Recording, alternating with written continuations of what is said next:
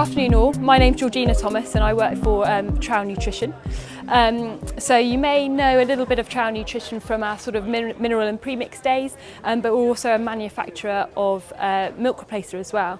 On top of that we do a large amount of research. So I'm here today to discuss LifeStart and the science behind the concept. So the global farming challenge is we need to feed the 9 billion by 2050. And there's a few factors we need to consider. There's the pressure to become more sustainable. So resources such as land and water availability are finite. And there's also the pressure from consumers really, and from the industry as a whole, to improve animal health and welfare. So there's a couple of things there that we really do need to consider when thinking about sustainability and longevity. So the aim as an agricultural industry really should be to help to find natural and sustainable methods to improve health and productivity wherever we can. So this is where the LifeStart concept really comes in. LifeStart has been sort of pulled together with resources and experts on animal nutrition, animal health, and also on practical farm management as well. So there's a number of different things that have come together to form the LifeStart programme. The most important thing I must stress is that LifeStart is a programme. It's a calf and heifer rearing programme, and it's not simply a product. So there's not a silver bullet that we can offer to help solve calf and heifer rearing issues. It's really a programme and a sequence of things that must happen. So what exactly is LifeStart? LifeStart is a programme that is trying to define a proven methodology for rearing healthy calves that become more productive cows. It's quantifying and promoting calf rearing best practice in a number of different areas, which I'll touch on later. And the most important thing that I really should highlight and I really should focus on here is that it's underpinned by science and ongoing research. I'll also discuss this later with a couple of slides, but we've got a calf and beef research centre, and we've also got a 5-year research project going on looking at specifically calf and heifer rearing and how we can influence the future productivity of that calf in that early weaning phase. The next thing that we need to consider is the milk replacer and the product that we're feeding. So through our extensive research, we have developed a specific formulation matrix so that we can develop a calf milk replacer that we know is A, safe to feed at high levels if we're trying to push for growth rates, but also the nutrient profile is adequate for that calf. So we are feeding that fast growing calf, and that's something that we really need to consider. So metabolic programming is a completely natural biological phenomenon that has been around for years. If you look into the research, there's lots of research looking into rats and mice. It's also a mechanism that has clearly been seen in women following the Second World War. But there is an aspect of metabolic programming that we really don't understand. So we know what it does, but we don't really understand the exact biological mechanism behind it. So that's what we're trying to develop and research further as we speak. So it is thought that the principle behind metabolic programming is something that we call epigenetics. So epigenetics is how we can influence the expression of that genetic code without changing anything within that genome.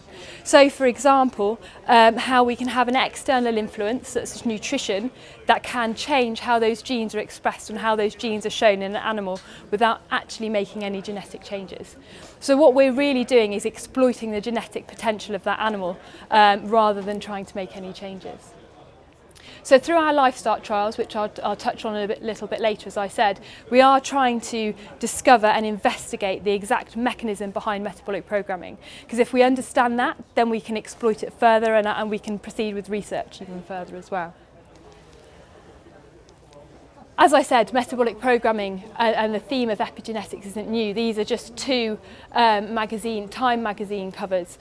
So how the first 9 months shape the rest of your life is one headline, and how and why your DNA isn't necessarily your destiny. So we've got the genetics in our calf, and we need to make sure that we're exploiting those genetics, so that we're fulfilling the potential performance of that animal. So to make this quite simple, a really nice way of explaining it is to use an example. So if we look at the honeybee as a clear example, we have the queen bee and we have the worker bee within a colony of bees. Genetically, those animals are identical. There's no difference. You could say they're clones almost.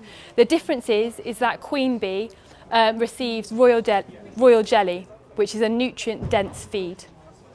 Due to that, her sort of early life nutrition, she becomes much larger, she lives for much longer, and she becomes sexually reproductive. So that's a clear example of how nutrition can have an epigenetic effect on an animal. So that queen bee, her genetics are being expressed differently to that worker bee, but essentially the DNA is the same. So as I explained, metabolic programming and epigenetics is really when we look at the phenotype of an animal, which is what is shown, how those genetics are showing, that it is a combination of genotype, which is the genetic code, but also the environmental effects as well. So with calf rearing, we really need to consider the genetics of that animal, but also the environment. So we're looking at things like nature versus nurture, which is a common phrase that you will hear. So as we know, and as many studies have shown, the critical period in calf rearing is that first 8 to 9 weeks, that first pre-weaning phase. We have shown through various research and various different R&D facilities have shown that it's during that first 8 to 9 week period that you can have that potential effect on the expression of genes. Once that window is passed, you miss that opportunity. So we really need to ensure that we're hitting that calf with the correct nutrition at the correct levels within that first pre-weaning phase. We can't think we will have a look at her when we need to get her growing in time for bulling. We've missed the genetic opportunity there. So it's really this pre-weaning phase that is absolutely essential. And the more research that we do, the clearer it becomes that it's the first early weeks in a calf's life that really is vital. As we know, calf rearing and management of calf rearing is almost a circle. So we need to offer quality nutrition in order to achieve strong growth. And good health is often the part of the circle that is most difficult to influence on farm. So for that reason, and as part of the LifeStart programme, we are offering 5 critical control points of calf rearing that need to be considered. So as I mentioned, LifeStart is not a product, it's a programme, and it's a number of different things and a number of different best practices we need to consider to make sure that we're getting the best performance out of our animals. So for the first one, it's cleanliness. So as we know, calves are very vulnerable at birth. They're born basically without an immune system, and so they're very vulnerable for infections and pathogens. Therefore, we need to ensure that we're minimising the risk of transmission of any bacterial pathogens that can affect health and performance. So strict protocols, hygiene protocols, washing water buckets, washing milk buckets, changing teats, making sure we're using the correct detergent, simple protocols like working from the youngest calf to the oldest calf. All those things are things that we need to be considering when rearing calves on farm.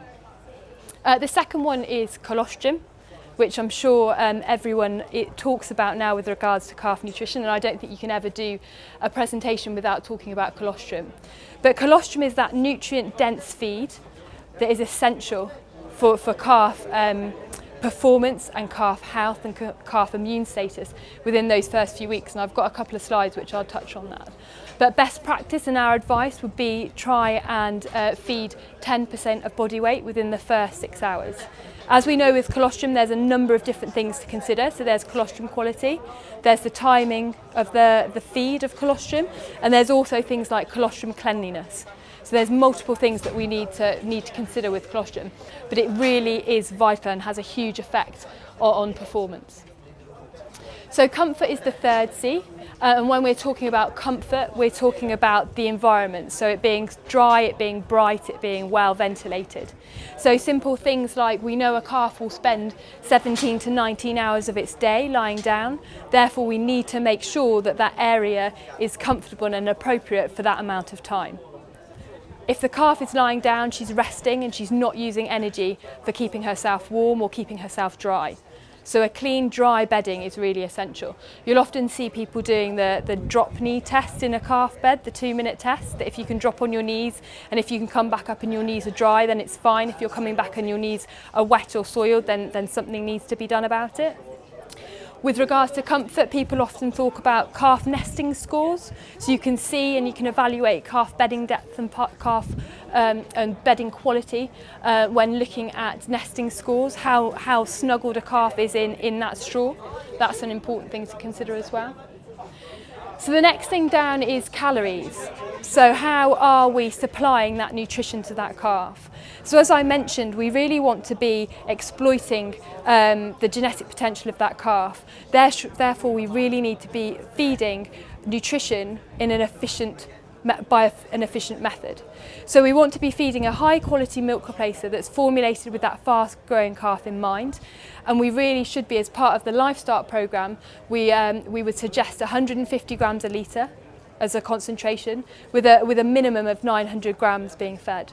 So if you're feeding a high quality milk replacer at 900 grams per head per day, you can be expecting that 800 gram daily live weight gain on your calf. But quality of milk replacer is really important. And you will see, as I've explained, we have a specific formulation matrix, and you'll see there are products on the market that have sort of a LifeStart logo on the bag, which means that they're of high quality, and the formulation matrix has been considered when taking that product into account. The last C that falls into the critical control points is consistency. Calves thrive on consistency and they thrive on a routine. So simple things like feeding times should be consistent from day to day. If it's not the same person feeding the calves every single day, then there should be some protocols so the same things are followed. When we're thinking about milk powder concentrations and amount of powder fed, are we confident that what we're feeding is in line with what we expect to be feeding? So for example, if we've got a heaped jug, are we confident that that is 150 grams a litre or 900 grams a day? Maybe a set of scales will enable us to track powder intakes more closely. Are we feeding and mixing at the same temperature every day? Just simple things like that often need to be considered to make sure consistency of feeding is there. Consistency of feeding, if it's not there in a system, can cause calves to become stressed, and we know that stressed calves can become sick quite quickly. So those 5 C's, and there's numerous information and discussions we can have on each of those 5 C's, but they're really the basis of the LifeStart programme and the basis of best practice around each of those points should really be followed to ensure calf performance on farm.